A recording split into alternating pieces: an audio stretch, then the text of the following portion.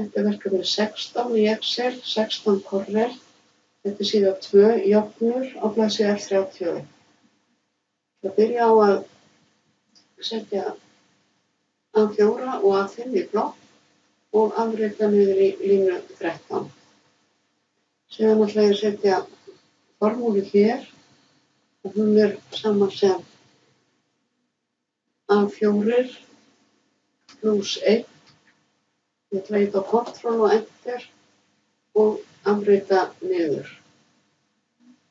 Nú ætla ég að setja þetta svæði hér í blokk og hafa negatívar tölur, hafa þær rauðar. Þá fer ég hér í number og vel hérna. Það er engin tala yfir 1000 en ef það væri einhver tala yfir 1000 þá myndi ég haka hér við. Nú er ég búin að velja útlitið hér. Þetta kemur svona.